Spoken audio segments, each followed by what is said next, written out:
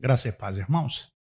Nós estamos mais uma vez na casa do Senhor, com o povo do Senhor. E hoje, pela quarta vez, nós estamos na série Eliseu, o profeta. E nós vimos que Eliseu atende à incitação do profeta Elias de pedir a ele qualquer coisa. E é muito importante estar relembrando isso, porque isso é alguma coisa incompreendida pela maioria dos cristãos evangélicos, de achar que foi uma forma arrogante pela qual Eliseu pediu porção dobrada. E nós vimos na palavra de Deus que isso é um direito de primogenitura, como está na palavra de Deus. Então, o que Eliseu pediu é porque Eliseu tinha consciência de que ele era o primeiro em que Deus havia mandado Elias chamar para passar para ele o ministério profético. Usando uma linguagem popular, Eliseu era a bola da vez. Quem já jogou sinuca aí sabe que há uma sequência para matar as bolas. Mas aqui é uma coisa muito mais especial, muito mais santa, com poderes advindos do Senhor. Por quê? A porção, a medida, ela é de autoridade única e exclusiva de Deus. Então nós vimos tudo aquilo que aconteceu e no domingo próximo passado nós falávamos a respeito da volta de Eliseu de atravessar o Jordão, onde ele opera o seu primeiro milagre. E hoje nós vamos estar trabalhando no segundo milagre de Eliseu. E aqui nós vemos que no domingo passado nós terminamos quando aqueles 50 profetas menores ou filhos de profeta, da escola de profeta, insistiram com Eliseu para que pudesse ir ver se Elias tinha sido deixado por Deus em algum lugar. E se encerra com eles voltando e Eliseu dizendo: mas eu disse para vocês que não fossem e vocês foram. Então, um profeta não tem poder de dizer a quem quer que seja, faça e ele faz, e não faça e ele não faz. Lá é bem democrático. Mas acontece aqui que, na sequência, nós vemos Eliseu em Jericó. E aqui vai acontecer o segundo milagre. E eu quero chamar a atenção para você abrir a sua Bíblia para a gente estar lendo do 19 ao 22. 2 Reis, capítulo 2, de 19 a 22. Você pode marcar aí o tema dessa mensagem: águas amargas, terras estéreis.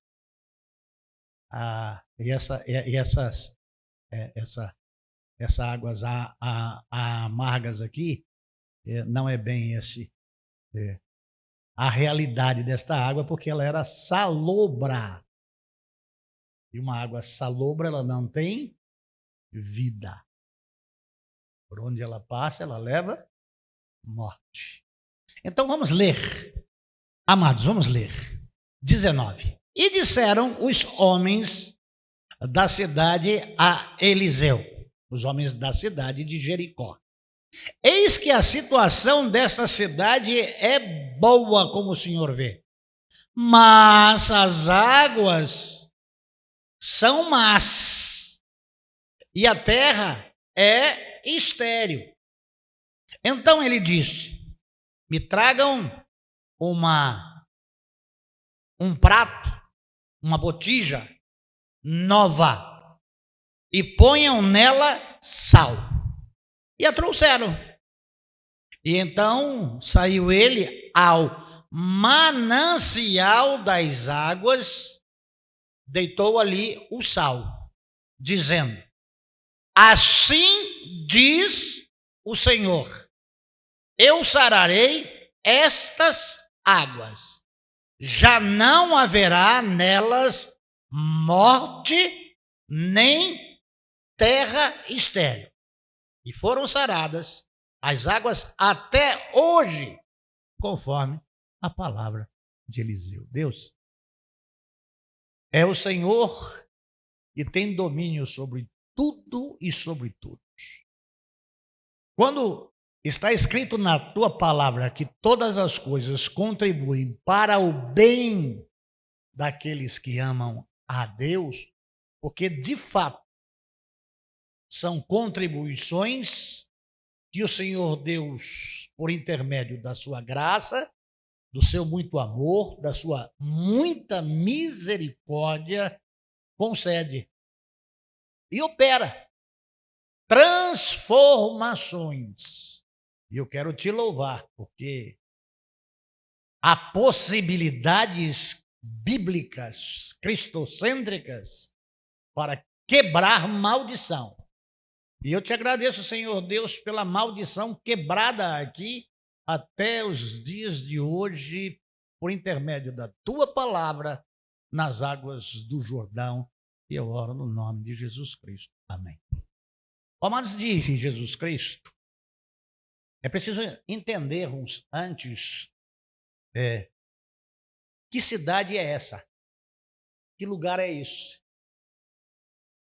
Se você for estudar sobre Jericó, você vai ver que esta cidade de Jericó é a primeira cidade que moram os cananeus. E ela tem 1.500 metros de largura e 15 mil metros de largura e 15 mil metros de comprimento. Então, é uma cidade que tem 15 quilômetros quadrados ali de território. Mas houveram antes algumas coisas que aconteceram em Jericó. Nós vimos lá no livro de Josué, creio que domingo de manhã, ou na outra semana que o pastor pregou, lá foi no domingo próximo passado, são 4 vezes, né? Jacó passou ali primeiro só com o cajado, depois voltou com a sua família. Josué depois passa com as 12 tribos de Israel, a arca indo à frente. E parando no meio do leito do rio Jordão, e aí fazendo um altar com 12 pedras, representando as 12 tribos de Israel. E eles entram na terra prometida, nos termos de Jericó. E ali naqueles termos, Josué, Calebe e mais alguns espias tinham ido para sondar aquela cidade que tinha rei, que tinha exército e que era fortificada. Era uma cidade toda murada. E o exército de Israel ainda não existia.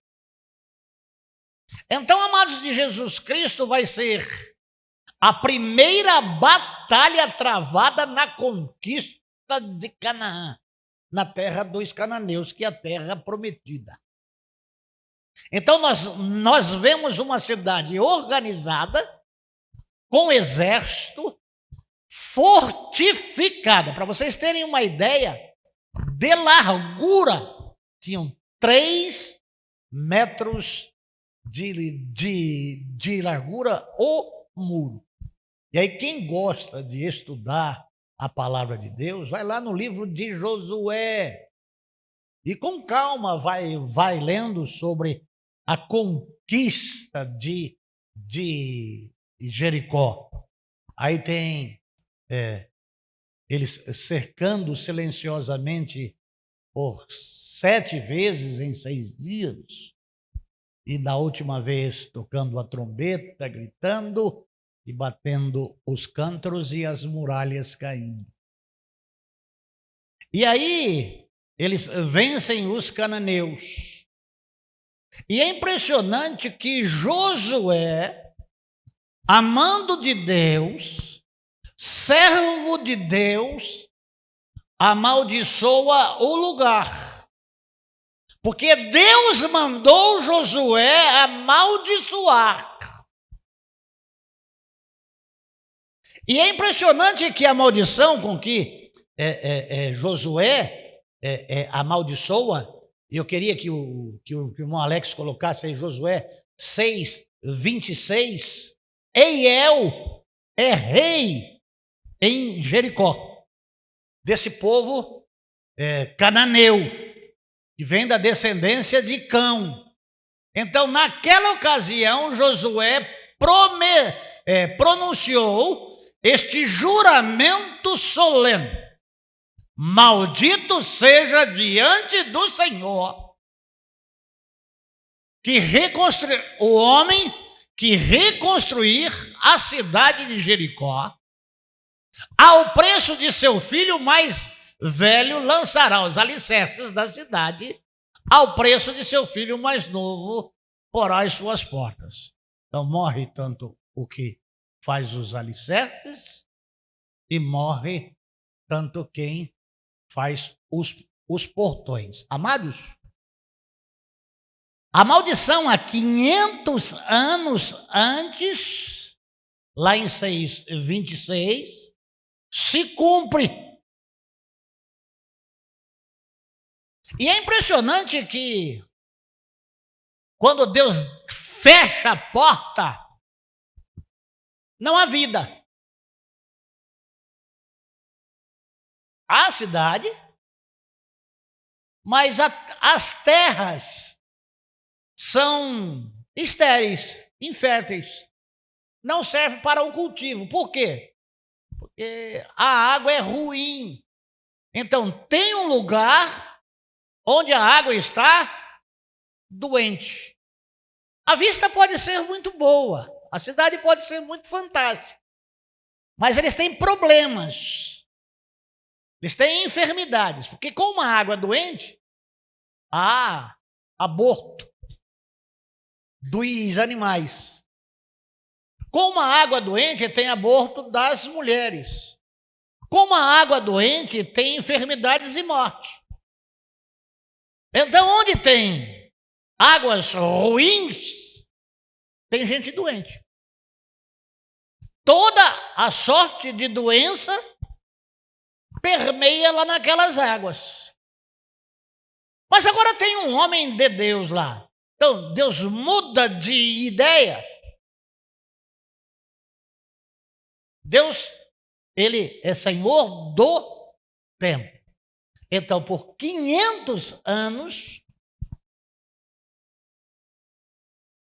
aquela terra fica estéril. E aquelas águas ficam doentes. Mas alguém fala para Eliseu: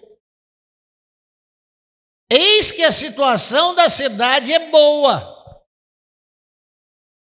mas há um problema. As águas, elas são ruins. Amados do Senhor Jesus Cristo, há benefícios permanentes em maldições temporárias.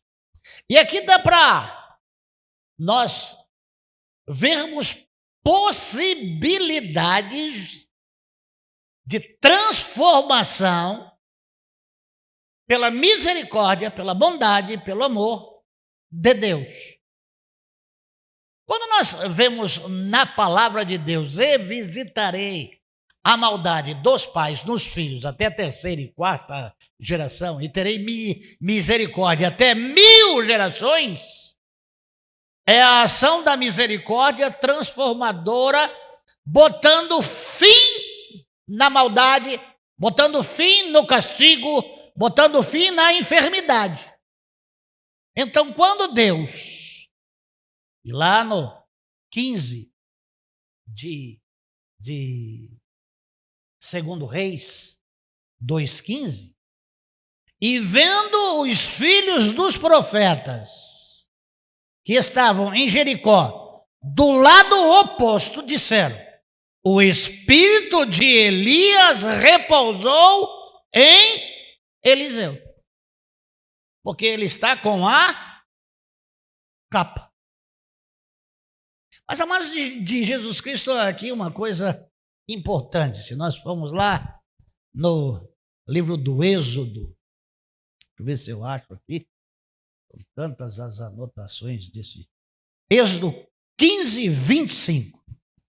Nós vemos que logo quando Moisés atravessa o Mar Vermelho, ele chega em um lugar chamado Mara, e ali é uma fonte de água amarga, de água que não é boa. Então, isso assim, Moisés clamou ao Senhor, e este lhe indicou um arbusto, ele o lançou na água, e esta se tornou boa. Em Mara, o Senhor lhes deu leis e ordenanças, e os pôs à prova. Então, amados do Senhor Jesus, não é a primeira vez que Deus faz uma transformação. Águas envenenadas matam. Então, a água para beber, ela tem que ser doce. Ela tem que trazer vida. Por quê? Porque o Jordão é o que sai de lá de cima e ele desce. E ele é para trazer vida. Vocês já imaginaram? Para Deus não há nada impossível. Mas haverá um outro milagre nas águas do Jordão. Pelo testemunho de uma menina que é empregada em uma casa. E aí ela diz: olha, se você for lá na terra onde os meus pais moram, tem um profeta lá que vai curar você dessa enfermidade sua, dessa enfermidade maligna sua. E aí ele vai procurar o profeta, que não o atende. Mas o que o profeta fala para ele? Vai lá no Jordão. Por quê? Porque as águas do Jordão agora são águas que curam. Deus transformou as águas. E essas questões são muito importantes na palavra de Deus para nós entendermos. A cidade, ela está em um lugar bom, né? Mas a situação dessa cidade é boa aparentemente, mas as águas são más. As águas são envenenadas. Que cidade que pode ser boa onde não tem água para se beber? Que cidade pode ser boa onde não tem alimento para se plantar e para se colher? Que rio é bom se não tiver peixe? Então, quando há enfermidade, há morte. E imediatamente Eliseu disse: me tragam um prato, me traga uma botija nova, sem ser usada, e ponham sal nela. E a trouxeram. E então saiu ele. Amados de Jesus Cristo, há problemas que têm que ser tratados aonde nascem as águas. É no nascedouro. É no manancial.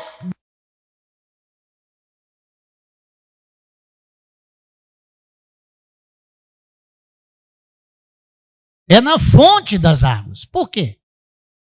Porque é na fonte que está o problema. E o que é que Eliseu faz? Ele vai e ele deita sal. E aqui, quem gosta de química, né? Vai ver que as reações, elas são misteriosas, né? Para tirar o sal, se coloca sal. Água não é salobra? E o que ele deita lá na água? É açúcar? É mel? Não, é sal. O sal combate o sal. Mas como? Quem gosta de cozinhar jabá, carne seca, pode pegar a carne salgada, botar numa panela de pressão, pega uns 2 punhadão de sal e joga dentro, taca fogo e deixa o pau comer. O sal, tira o sal. Pode fazer. Não acredita, não? Faz em casa. Ela já está salgada. Se ela salgou mais, é porque você não fez lá na porção certa. Mas isso acontece. O sal tira o sal. Com o que se faz o soro antiofídico? Com o veneno da cobra. O veneno tira o veneno. Ação de Deus. Então Deus está curando. E aqui tem um negócio fantástico, amados de Jesus Cristo. Levítico 2, de 11 a 13. O sacrifício que Deus aceita tem que ter sal. Por que tem que ter sal? Porque o sal tem substâncias conservadoras. Por que não é o fermento? Por que não é o mel? Por que tem que ser sal? Vamos lá? Nenhuma oferta de cereal que vocês trouxerem ao Senhor será feita com fermento. Pois vocês não queimarão fermento nem mel como oferta preparada no fogo do Senhor. O que significa o fermento? Pecado. Um pouco de fermento leveda toda a massa. Então, amados de Jesus Cristo, 13. Temperem com sal todas as suas ofertas de cereal. Não exclua as suas ofertas de cereal, o sal da aliança do seu Deus. Vocês já prestaram atenção quem somos nós? Que Jesus fala do sal. Vós sois o sal da terra. Aonde pisar a planta do seu pé. Por quê? Porque você está cheio do Espírito Santo de Deus. Então você leva cura. Você leva vida. Essas coisas são muito importantes para a gente estar vendo, amados de Jesus Cristo. Por que Eliseu jogou sal? O que significa esse sal, essa aliança de Deus? Sobriedade, cura, equilíbrio. Então, o que Eliseu está fazendo aqui? Matando a morte. O que Eliseu está fazendo aqui? Matando a esterilidade. O que Eliseu está trazendo aqui? Vida. O que o Evangelho traz para as nossas vidas? Vida. Quando as pessoas elas retêm a sua oferta, é porque tem fermento na sua oferta. Quando as pessoas roubam ao Senhor, é porque tem mel na sua oferta. E Deus quer sal. Sal vem de salário. Então, honra ao Senhor com as primícias da tua renda. E tem pessoas que transgridem contra Deus numa boa, dão o que quer, do jeito que quer, quando quer, na hora que quer, se quiser isso, se não quiser. Isso tem fermento. Uma oferta ao Senhor é um ato de sobriedade. É alguma coisa que traz vida. Porque da outra maneira, não é aceita. A quem é endereçada a sua oferta?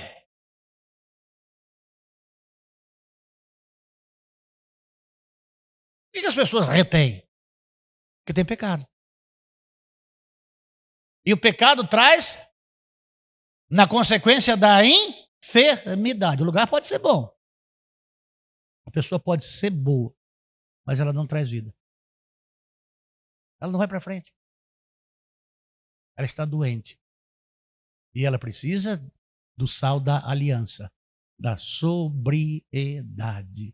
Houve cura. Houve ali vida. E amados de Jesus Cristo, a palavra de Deus é o remédio das águas envenenadas. Vamos usar esta água como pessoas que entram no manancial das suas vidas e as transformam, e as curam, e as libertam, lhes trazem vida. Ora, aquele que está em Cristo, uma nova criação, uma nova criatura é. Então, não tem mais morte. Hoje falava com alguém sobre prosperidade, sobre possuir, sobre ter. E dentro dos termos dele, dentro do patrimônio dele, eu disse: se você morrer agora, meu amigo, onde você vai passar a sua eternidade? No inferno não tem cachaça. No inferno não tem trapaça. No inferno não tem. Não tem e não tem. A pessoa fica assim. De que adianta o homem ganhar o mundo inteiro e perder a sua alma? Amados de Jesus Cristo, esta palavra aqui das águas do rio Jordão em Jericó serem saradas acabam uma maldição. Lucas capítulo 4, versículo 18 e 19. Lucas 4, 18 e 19. O Espírito do Senhor está sobre mim, porque Ele me ungiu para pregar boas novas aos pobres. Ele me enviou para proclamar liberdade aos presos e recuperação da vista aos cegos, para libertar os oprimidos. O que é isso? Isso é cura! A unção de Deus que os aprendizes de profetas viram em Eliseu, o espírito de Elias está sobre Eliseu, a autoridade do Espírito Santo está nele. E é impressionante, amados, antes de ler e proclamar o ano da graça do Senhor. Elias não estava cheio do poder de Deus. Não era um homem aprovado por Deus. Não estava sendo recolhido por Deus. Ele não passou a pés enxutos ali dentro do Rio Jordão. Eliseu não passou com ele. Passou. Eliseu não voltou e não abriu. E por que não curou as águas que passaram no leito seco? E a cura tem que ser na fonte. É por isso que a palavra de Deus disse: hoje ouvirdes o evangelho, né? Não endureçais, não fecha a porta da tua cisterna. Deixa o sal entrar. Deixa a vida entrar. Deixa a cura entrar. Deixa a transformação ser feita pelo poder de Deus. Então, amados de Jesus Cristo, quando nós estamos fazendo casa de Filemon, ele tem um propósito. Não é que nós ficaremos com vocês perpetuamente nessa escolinha de aprendizado até vocês tirar um certificado. É para que cada um possa ter consciência de que ele é usado por Deus e ele pode ensinar outras pessoas, porque ele vai levar cura, ele vai levar libertação, ele vai levar vida, ele vai levar salvação. Então é uma escola de aprendizado para servir, para serviço. Então, você não pode ficar a vida inteira sem dar fruto. Porque a árvore que não dá fruto, porque está doente. A água não está boa. A partir do momento que entra a cura, e assim diz o Senhor: eu sararei estas águas.